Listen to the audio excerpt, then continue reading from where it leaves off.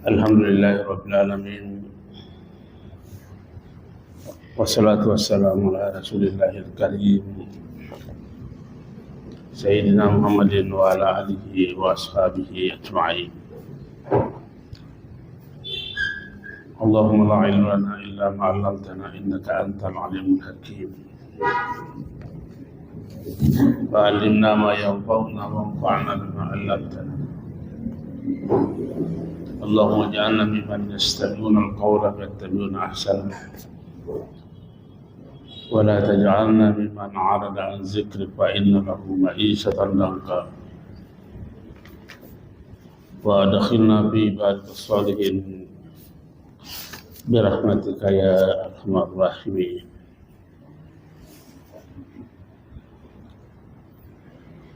Kaum muslimin dan muslimat yang dirahmati oleh Allah Subhanahu wa taala. Alhamdulillah, pada kesempatan ini kita berkenan hadir untuk melanjutkan pengajian kita yang pada kesempatan ini akan membaca kitab Ar-Risalah Al-Qusairiyah.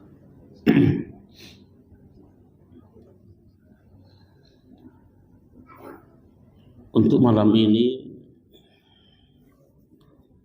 kita akan membaca bab yang di dalam buku tasawuf menjadi bahagian pokok, menjadi salah satu pendekatan untuk mencapai apa yang menjadi tujuan daripada ilmu tasawuf itu. Bahwa ilmu tasawuf sebagai sebuah ilmu sudah pasti memiliki pendekatan-pendekatan tersendiri untuk mencapai tujuannya. Salah satu yang menjadi pembahasan di dalam dunia tasawuf ini adalah menghidupkan rasa malu. Saya kira rasa malu itu sudah sering kita mengucapkan dan bahkan kita merasakan. Cuma masalahnya seperti apa aplikasinya. Ini yang kita mau sentuh, memiliki rasa malu dengan sentuhan-sentuhan sofistik.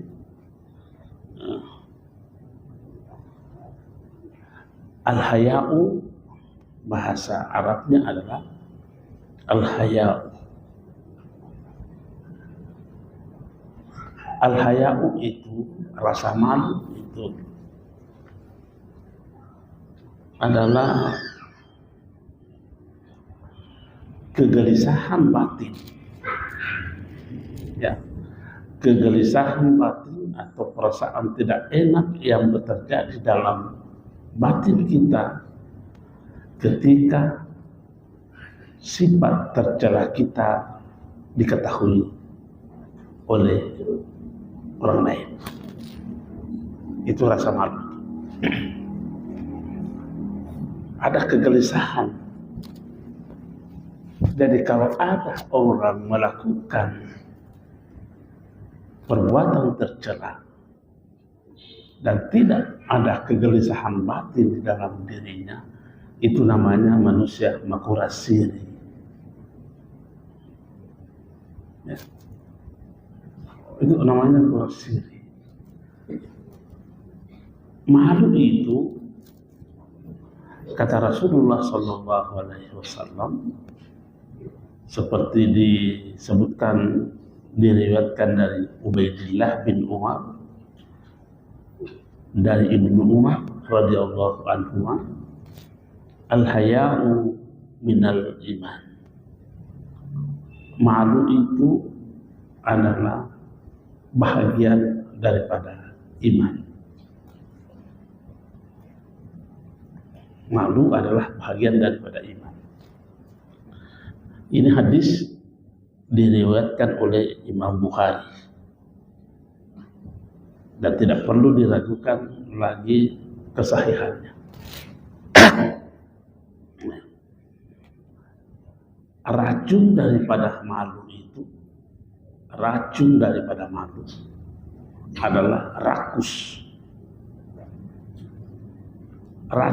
Rasa malu itu akan terkikis habis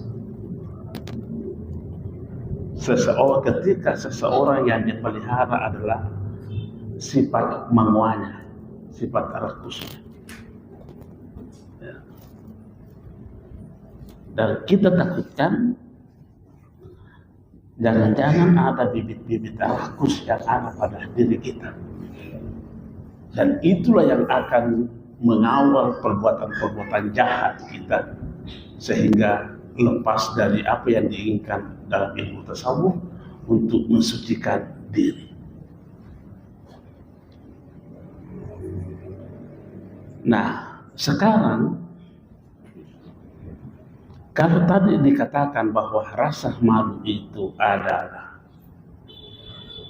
perasaan gelisah yang dirasakan oleh seseorang ketika sifat tercelahnya diketahui oleh yang lain. Di ayat berkata, alam ya'lam bi annallaha yara. Apakah manusia itu tidak tahu bahwa Allah tidak pernah tidak melihat, memantau perbuatan manusia. Jadi kalau demikian adanya, adakah ruang, adakah tempat, adakah waktu yang kita bisa lari untuk menyembunyikan kesifat kecerdasan kita dari Allah Subhanahu wa Ta'ala? Tentu kita sepakat tidak akan mungkin ada. Tidak akan mungkin ada ruang yang kita bisa tempati lari untuk menyembunyikan sifat tercela kita. Nah, kalau kita mau hitung-hitung,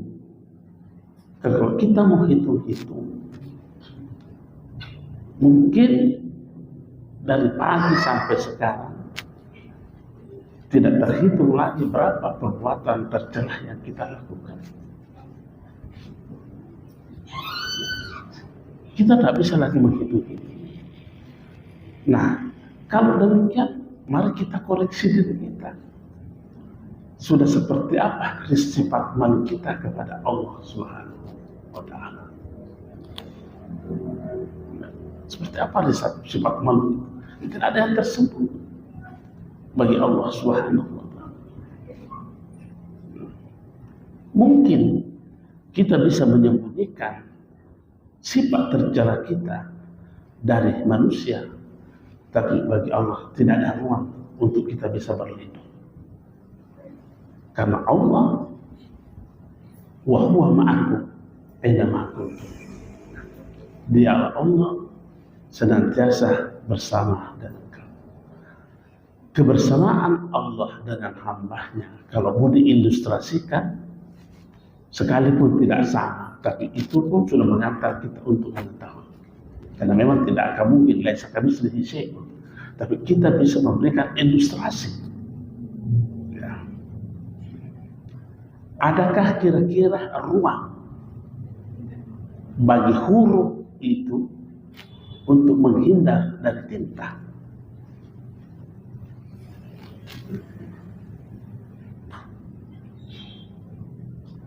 Kemana mau perginya huruf untuk menghindar dari tinta? Tidak mungkin. Tidak akan mungkin. Nah, inilah penekanannya dalam dunia tasawuf itu, menghidupkan rasa malu itu, menghidupkan rasa malu, karena memang bagian daripada iman. Nabi pernah berkata kepada sahabatnya, "Istahyu minallahi haqqal haya'i." Qalu inna nastahyi ya Nabiyallah walhamdulillah. Nabi bersabda kepada sahabatnya, "Wahai para sahabatku, malulah kepada Allah dengan sebenar-benarnya malu." Para sahabat menjawab, "Alhamdulillah kami telah malu kepada Allah ya Rasulullah." Nabi menjawab, "Laisa salik. Mungkin yang kau maksudkan rasa malu tidak seperti yang saya mau katakan," kata Rasulullah. Rasulullah menganjurkan, barang siapa man istahya minallahi haqqal haya'i, siapa yang merasa malu dengan sebenar-benarnya malu kepada Allah, falyahfazir ra'sa wa ma waqa, hendaklah ia memelihara kepalanya dan segala apa yang bermain-main di dalam kepalanya. Apa yang bermain-main dalam kepala kita? Akal. Akal. Karena apa yang kita lakukan, apa yang kita pikirkan, itu yang kita lakukan. Apa yang kita pikirkan, itu yang kita lakukan. Makanya Nabi pelihara kepalanya.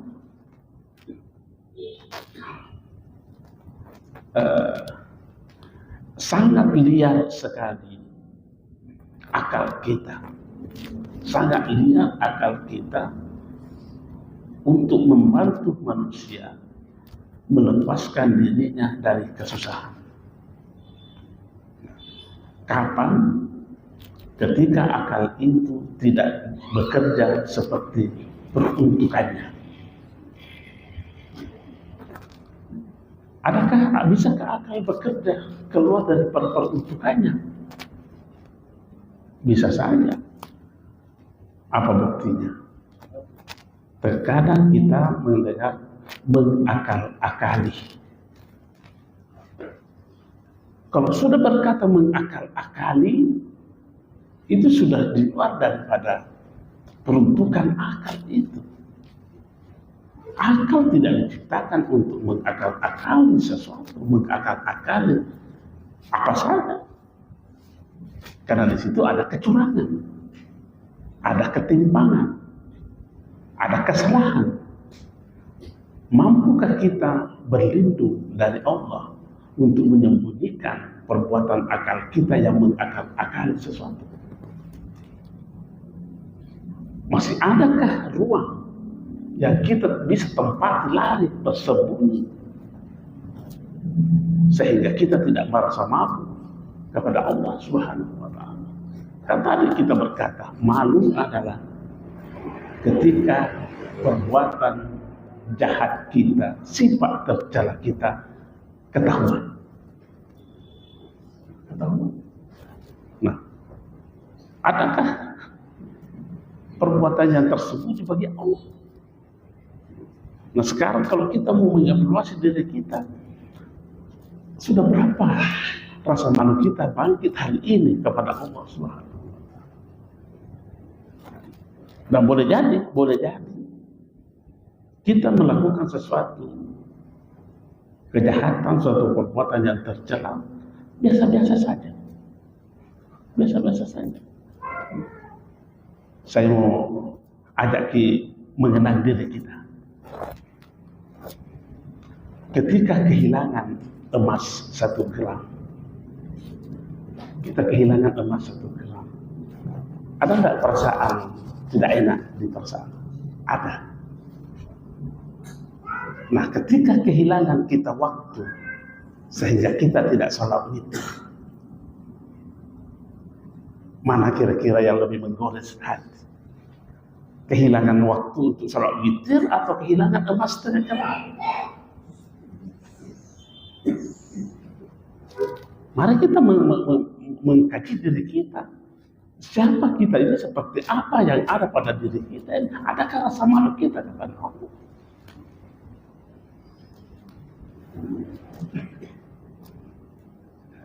Masing-masing kita punya jawaban tersendiri. Kira-kira mana yang lebih menggores hati? Kita kehilangan seekor ikan dibanding kehilangan waktu tidak sholat tahiyatul masjid. Ini baru persoalan-persoalan kecil seperti ini. Belum lagi kalau kita mengakal-akali orang.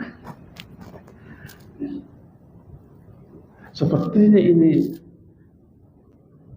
dalam kehidupan kita tidak muncul rasa malu itu kepada Allah Subhanahu wa Ta'ala. Makanya Nabi mengatakan falyahfazir ra'sa wa ma waqa. Pelihara itu. Pelihara. Wal yahfazil batna wa ma hawa. Pelihara perutmu wa ma hawa, serta apa yang dikandung dalam perut itu. Ya, tentu makanan, minuman, harus dijaga.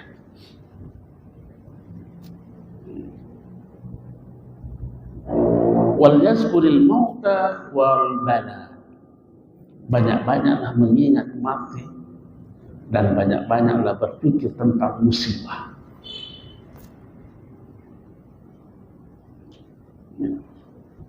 Wa man arada al-akhirata zinatal hayatid dunya. Kalau memang engkau menghendaki kehidupan akhirat, tinggalkan atribut-atribut dirimu. Kan yang banyak mempengaruhi kita berpikir, yang banyak mempengaruhi sikap dan perilaku kita adalah atribut diri. Atribut diri. Ketika itu lebih menonjol, dikedepankan dalam berpikir, lebih dikedepankan dalam berperilaku, yakin ketimpangan akan muncul. Dalam bertutur saja, sudah berkali-kali kita ambil contoh. Kita berkata, sini kau dulu. Ucapan seperti ini kira-kira keluar dari orang yang memiliki atribut sosial yang lebih tinggi dibanding orang yang dia panggil. Yang berbicara kalau bangsa itu siapa? Yang menguasai pemikiran, yang menguasai perilakunya, yang menguasai tutur katanya, atribut dirinya. Atribut dirinya. Kenapa bukan atribut-atribut Tuhan yang kita kedepankan dalam berpikir, dalam bersikap, dalam berperilaku? Kalau memang kita merasa malu kepada Allah dengan sebenar-benarnya malu, ya kecuali kalau memang pula sirik kepala. Seperti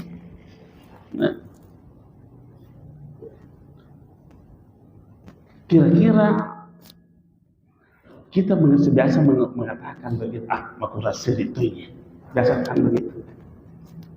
Makulah sirik ini biasa kita katakan begitu. Apa sifatnya yang kita cela? Pasti ada. Apakah kita tidak pernah membayangkan? Jangan-jangan Allah berkata kepada kita, makulah sirik itu harus selalu.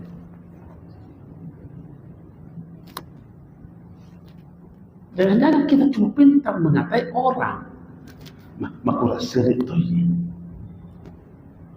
Apakah kita pernah menjaga? Jangan-jangan Allah yang berkata kepada kita, makura syirik itu.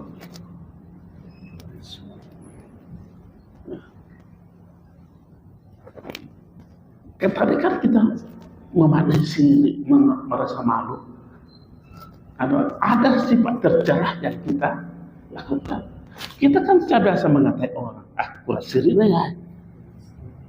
Tidak mungkin keluar kata-kata kita ini kepada orang itu kalau kita tidak melihat ada sifat tercelanya. Tidak mungkin.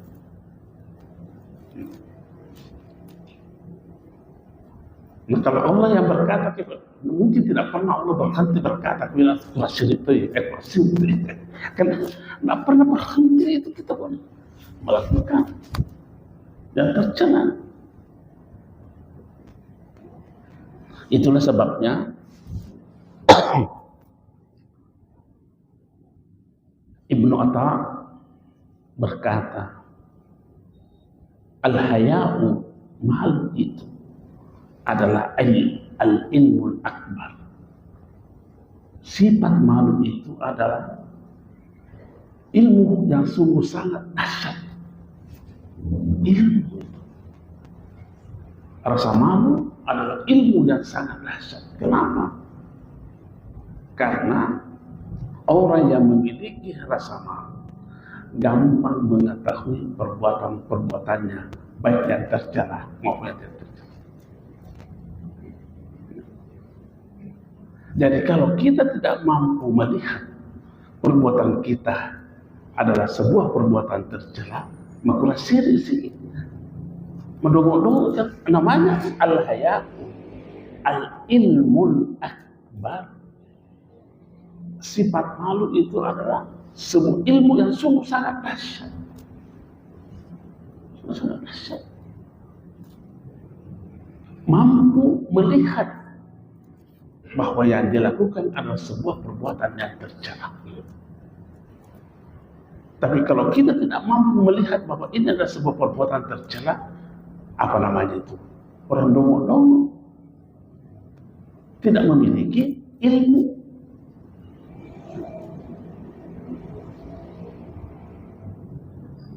Mungkin karena kita tidak mampu melihat bahwa ini adalah sebuah perbuatan tercela, dan kita berlalu saja.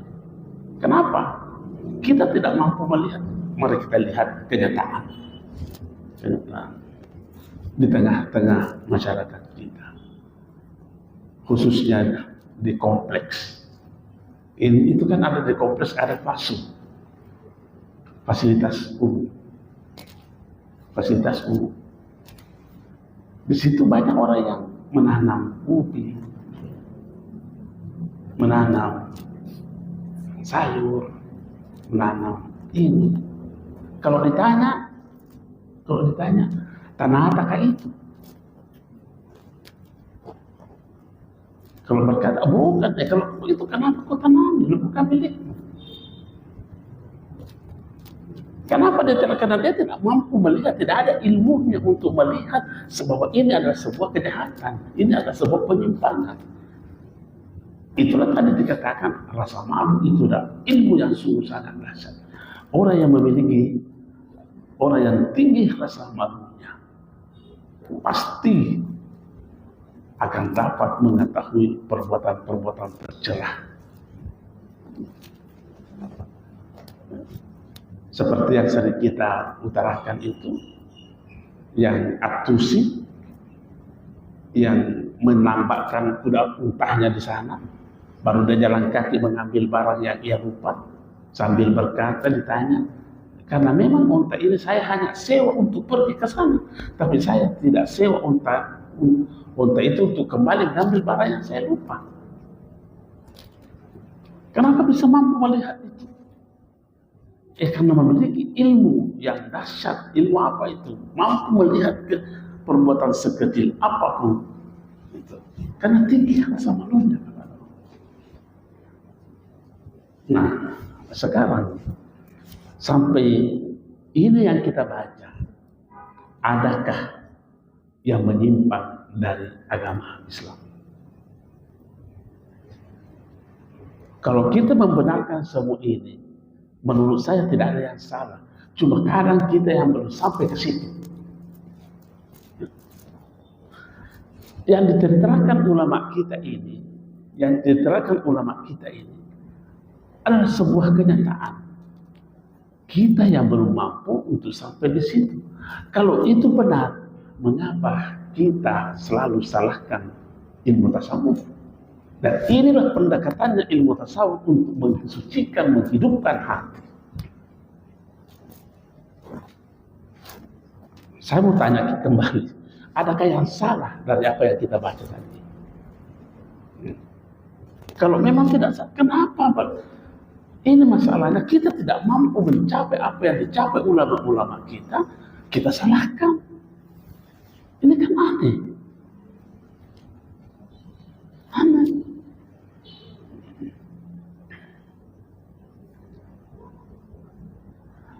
Kemudian dilanjutkan, katanya Abu Bakar Ar-Razi yang menyatakan Ibnu Atta yang berkata bahwa ilmu itu adalah sangat dahsyat. Dikatakan lagi, fa in zahabal haya, ketika rasa malu itu hilang, lam yabqa fihi khair, tidak akan mungkin ada kebaikan-kebaikan yang kita. Ya. Yang pertama sekarang ini bagaimana memelihara rasa malu itu. Salah satu nasihatnya Rasulullah untuk memelihara rasa malu, tinggalkan racunnya. Racunnya rasa malu adalah ngoah, rakus.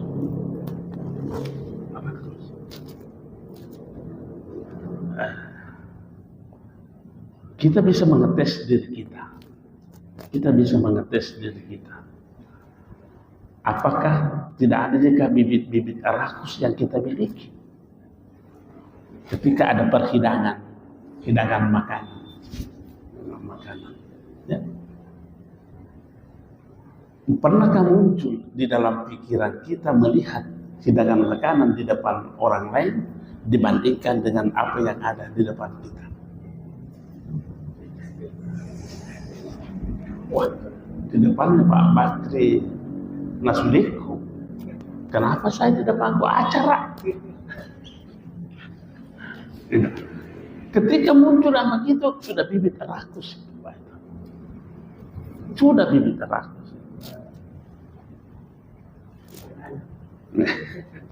Ya. Makanya tuh Nabi larang kita makan.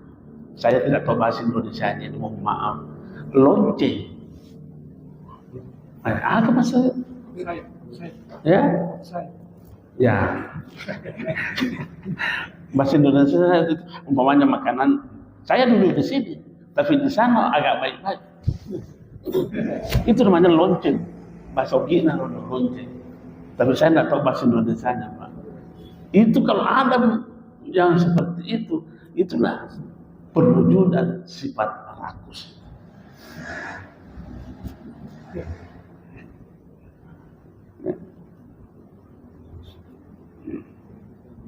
Nah itu racunnya malu, sifat malu itu. Makanya kalau kita membaca kitab-kitab seperti ini, kadang saya merasa takut. Ya. Kenapa? Karena ada nasihat ulama kita. Apa dia bilang? Man takallama fil haya'i wa la yastajib min Allah azza wa bima yatakallam wa huwa mustadrij. Siapa yang pintar berkata, membicarakan rasa malu, sementara ia sendiri tidak ada rasa malunya, itu namanya pembohong besar. Maka yang terancam malam ini saya, Pak. Saya.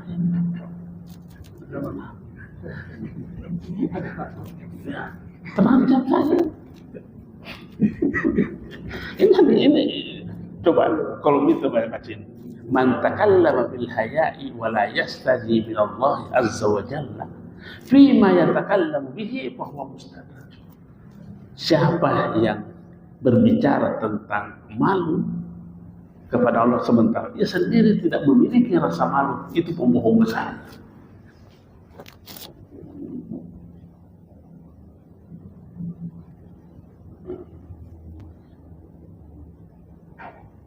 Makanya ulama kita, ulama-ulama sufi kita itu melihat begitu cermat, melihat yang namanya sifat malu.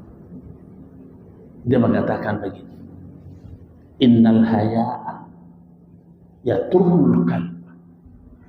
Rasa malu itu melekat di hati. Rasa malu itu melekat di hati. Fa iza wajada fihi zuhda wal wara khata. Sifat malu itu melekat di hati. Kalau ia bertemu dengan sifat zuhud yang tidak terpedaya dengan keindahan-keindahan dunia, zuhud namanya itu, wal wara, dan bertemu dengan sifat hati-hati, maka rasa malu itu menetap di hati. Wa illa arhad, kalau tidak bertemu itu lari itu rasa malu. Jadi kalau begitu, sepertinya ulama kita berkata, ikat rasa malu itu dengan sifat zuhud dan sifat hati-hati. Az-zuhud itu ya tidak, dia kaya, tapi bukan karena kekayaannya itu dia mau terpedaya dengan kehidupan. Wara adalah sifat keberhati-hatian. Ya. Kita memang disuruh untuk memiliki rasa malu, dan Allah juga memiliki rasa malu.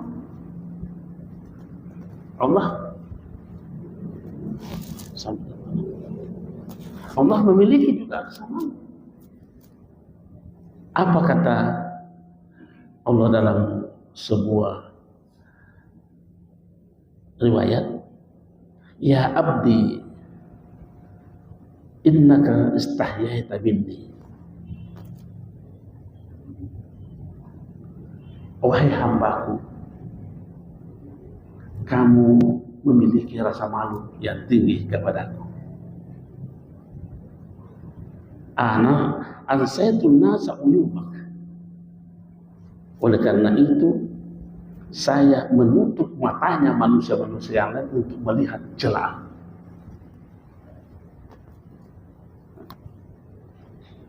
Wa ansaitu baqa'al ardi zunubak. Dan saya membungkam bumi ini untuk menerima celaan. Membungkam bumi ini untuk tidak berbicara tentang aib. Wa mahautu min ummil kitabi zallatin. Saya menghapus amal-amalanmu, kehinaan-kehinaanmu dalam kitab amalmu. Wala unakisuka fil hisabi yaumal qiyamah. Dan saya tidak mungkin menghisapmu nanti di hari akhir. Kuncinya istahyaita minni. Apakah kamu merasa malu kepada saya? Dan Allah berkata di dalam hadis lain, ketika seorang hamba mau diperiksa di hari kemudian, apa kata Allah? Fa'alta ma fa'alta. Wahai hambaku, engkau telah melakukan yang selayaknya engkau lakukan. Wa qad astahyaitu an uzhirahu alaika. Saya merasa malu untuk membuka kitab amalmu. Fashab, lewat. Fa inni kad ghafartu laka, saya sudah ampuni semua dosa-dosa. Begitu Allah merasa malu. Jadi Allah saja. Bagaimana bentuk rasa malunya Allah? Rasa malunya Allah itu diwujudkan dengan memberikan kenikmatan kepada hambanya yang memiliki rasa malu yang tinggi.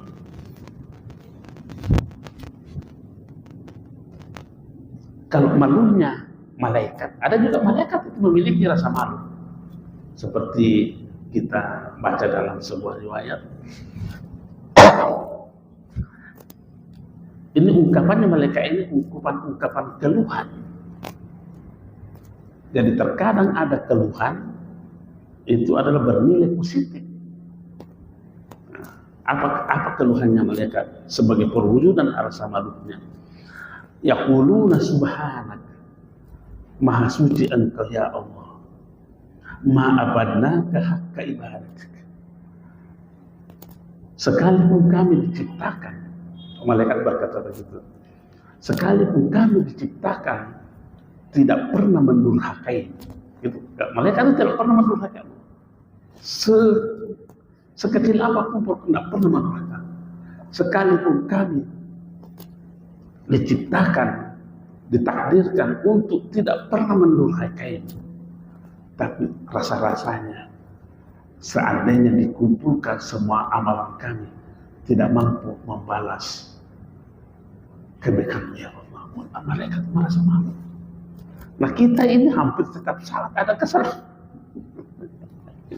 Malaikat saja yang memang diciptakan itu dalam Al-Quran dikatakan tidak pernah mendurhakai Allah. Wa yaf'aluna ma yu'marun, dan melaksanakan semua apa yang diperintahkan. Juga masih berkata, seandainya dikumpulkan amalan saya ya Allah, belum mampu menjawab kebaikan-kebaikan. Aku merasa malu karena belum mampu beribadah seperti apa yang kau harapkan.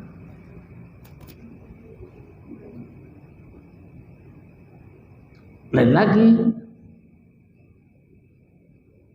malunya Musa. Nabi Musa, inni laturidul lil hajata minad dunya. Ya Allah, aku memiliki keinginan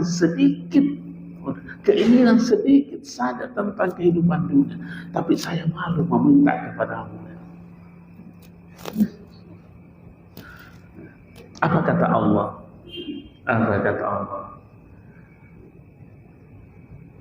Zalni hatta min mulhi udainik. Mintalah, sekalipun yang kau minta itu hanya sebiji garam. Seandainya kebutuhanmu sebiji garam, itu pun juga kau minta. Tapi Musa ada keinginan sedikit pun tentang kehidupan, malu minta kepada Allah.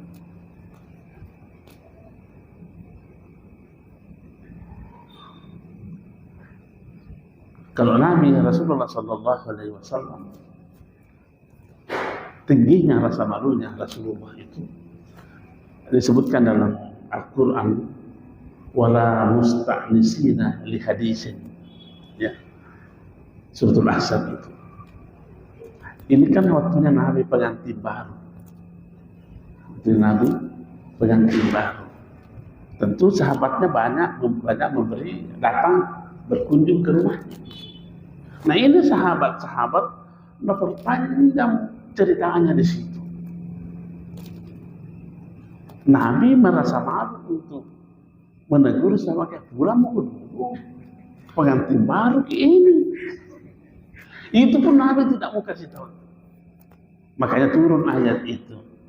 Wala musta'nisina li hadisin. Jangan memperpanjang pembicaraanmu ketika kamu bertamu di rumahnya orang. Jangan. Kalau bertamu di rumahnya orang, jangan terlalu lama. Sampai terkadang menciptakan sesuatu, mereka terpaksa membuat teh. Ya, secukupnya saja. Makanya Nabi itu mengatakan paling maksimal kita bertamu kalau jauh 3 hari.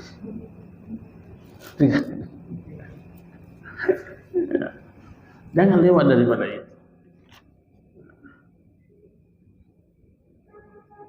Makanya di sini menutup pembicaraan kita pada kesempatan ini, ada kita kutip pendapatnya, pernyataannya Al-Lubat yang mendengarkan Ali bin Al-Husain berkata Ibrahim bin Asad, ada dari Imam Al-Fudail bin Iyad, ini salah seorang ulama sufi besar. Dia mengatakan, hamsun min alamat syikai, ada 5 tanda-tanda binasanya seseorang. Yang pertama, al-quswatu minal qalbi, keras kepala, kemudian hati, keras kepala.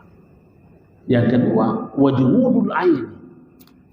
Inilah bahayanya kalau kita menerjemahkan secara internet. Namanya jumudul ain, membeku matanya. Apa yang dimaksudkan membeku matanya? Artinya apa? Wajmudul ain itu adalah orang yang tidak memiliki rasa empati kepada sesamanya. Kalau mau diterjemahkan secara ini, susah matanya menangis. Dikatakan jumudul ain, membeku matanya, susah menangis matanya. Artinya apa? Tidak memiliki rasa empati terhadap orang lain. Kau, lu paham? Yang kedua, wakilatul hayai, kurang malu. Itu ciri-ciri kebinasaan itu.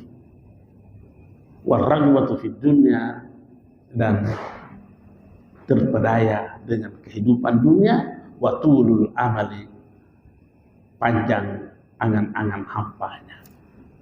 Sekian dan terima kasih. Ya, silakan Pak. Ya, saya kira lapat C itu kira-kira masuk di dalam kategori wajumudul ain. Jumudul ain itu tidak ada rasa empatinya, tidak ada solidaritasnya.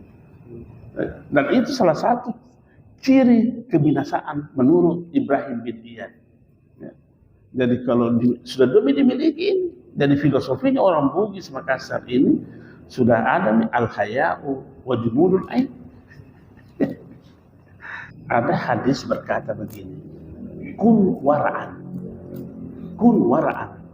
jadilah sosok pribadi yang sangat hati-hati, takun a'badan nasi, maka kau akan menjadi ahli ibadah yang sesungguhnya. Nah, sekarang kita melihat, kalau kita menanam sesuatu di depan rumah kita, kalau kita ditanya, tanah kah itu kah? Di situ dulu, tanah kah itu? Kalau bukan berarti sudah mulai ada sudah mulai. Ya. Jadi begini, kalau itu tidak masuk dalam pasu, maka kita berhitung ke pribadi. Tapi kalau itu menjadi pasu, maka kita berbicara dengan yang memegang otoritas di situ. Otoritas. Ya. Siapa punya otoritas? Ya, tentu pemerintah. Bisakah saya tanam seperti ini? Kalau bisa. Tapi kalau bukan sama sekali pasu, kita seenaknya menanam apa di depan rumah kita, dan bukan tanah milik kita, hanya kita berdalil itu di depan rumah saya. Tidak cukup menyelamatkan kita itu dengan kata-kata itu di depan rumah saya, tapi karena melanggar kepemilikan. Ya, makanya itu tadi pagi ada diskusi di Citraland. Kapan dikatakan itu perbuatannya itu perbuatan amal saleh? Oh, banyak komponen-komponen yang harus saleh. Saleh itu artinya tidak rusak. Ada beberapa komponen yang harus tidak rusak baru dikatakan amal saleh. Yang pertama, niat. Kalau niatnya sudah bagus, tunggu dulu, karena masih ada komponen yang lain.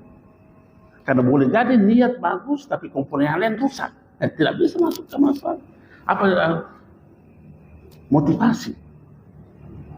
Nah, boleh jadi bagus niatnya, tapi motivasinya lain-lain. Nah, umpamanya begini, saya mau berniat ini bersedekah di jamaah masjid ini. Tapi apa motivasinya? Bukan jika motivasinya ini menjelang 2024. Nah, sudah rusak itu.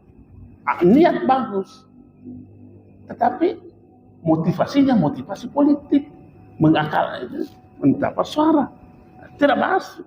Oke, bagus lagi niatnya, bagus motivasinya, prosesnya seperti apa?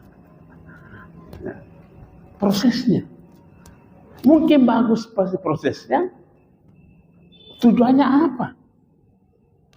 Mungkin bagus lagi tujuannya, dampaknya apa? Baru dikatakan amal soleh. Ya, baru dikatakan amal soleh. Kalau ada satu di antara ini yang rusak, tidak bisa dikatakan amal soleh. Pelanggaran. Ya. Coba, niatnya harus baik. Sesudah niatnya baik, harus motivasinya apa? Prosesnya apa? Tujuannya apa? Dampaknya apa? Jangan sampai. Makanya itu kita sering saya sampaikan di sini. Saya berkata, kalau ada orang yang berkata, pasti pajak bawa mi. Dampaknya seperti apa itu? Padahal ini rajinnya sholat ini, tapi tidak memiliki dampak positif terhadap kesolehan sosial, bukan sholat namanya. Jadi di akhir kan ada timbangan motor. Ya. Ada timbangan. Ya. Mungkin salah mengunjungi, tapi ada di plus juga. Nah, tapi yang dinilai plus itu kalau memang ada bibit tapi ini kalau mudah melanggar memang bagaimana begitu? Nah inilah ini ada ayat berkata begini, Pak. Ada ayat berkata begini. Kul hal nabiyukum bil akhsarina a'mala. Maukah saya memberitahu kamu siapa yang paling merugi nanti di akhirat? Allazina dallahum fil hayati dunya. Orang yang tersesat dalam kehidupan di dunia ini. Dia tersesat apa? Dia bekerja keluar dari kaidah-kaidah kehidupan yang sesungguhnya. Itu sesat itu. Wa yahsabuna annahum yuhsinuna sunna. Dia menyangka juga dirinya melakukan kebaikan padahal bukan kebaikan. Bukan kebaikan itu untuk ukuran kita. Bukan kita yang mengukurnya.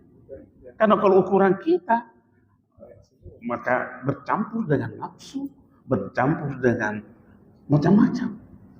Makanya tuh ada orang sufi berkata, saya mengabdi kepadamu ya Allah, tidak seperti yang engkau cintai, tidak seperti yang aku cintai. Karena kalau seperti yang aku cintai, boleh saja cinta saya itu bercampur dengan nafsu. Sekarang tidak ketemu itu. Jadi harus mencintai Allah, harus dengan cintanya Allah. Saya sering contohkan begini. Istri itu, Pak, istri saya kalah saya dalam persoalan cinta. Karena ia terkadang mampu meninggalkan yang ia cintai demi yang ia cintai. Buktinya apa? Istri saya itu suka sekali makan pete. Suka sekali makan pete. Tapi tidak mau sama sekali membuat makanan pete di rumah. Artinya apa ini? Mampu ia meninggalkan yang ia cintai demi yang ia cintai. Jadi kalau begitu ia mencintai saya bukan cintanya, tapi cintaku yang dia pakai mencintai saya. Begitu juga Allah. Saya suka sekali makan kambing, Pak. Istriku tidak suka. Tapi tiap minggu dibikin kakak saya. Artinya apa ini? Dia mampu mencintai apa yang ia tidak cintai untuk yang ia cintai. Sama itu, Pak. Mangga harus dipotong, Pak. Mangga harus dipotong. Jadi, sebenarnya ini tidak menghilangkan kreativitas kita. Kita hanya kan pergi meminta kepada yang punya halalnya. Tanah yang terlalu berkali, bisakah kita jadikan? Oh silakan, Pak. Ini juga biasa terjadi di tengah masyarakat kita ini, karena merasa keakrabannya tinggi. Ya ambil nih, nanti bisa saya anu muka itu kok kasih orang. Saya biasa ada begitu. Saya biasa begitu. Biasa kan anak, ambil bisa aja. Betul. Kenapa kita berani menyerahkan yang bukan milik kita, haknya orang? Ini harus, kalau memang kita mau berada pada posisi suci, Pak. Inilah pendekatan yang dipakai dalam ilmu tasawuf untuk seperti itu. Ini saja, Pak. Contoh Imam Syafi'i pernah diajak muridnya untuk singgah berteduh di bawah pohon yang rindang karena perjalanan panjang yang capek, panas. Dia tolak untuk singgah berteduh karena dia tanya, siapa pohon mangga itu yang bertempat? Siapa pohon itu yang bertempat berteduh? Untuk berteduh saja. Dibilang muridnya, itu kan pohon liar, Syekh. Oh, bukan milikmu. Oh, jalan. Saking hati-hatinya. Saya kira demikian, Pak. Assalamualaikum warahmatullahi wabarakatuh.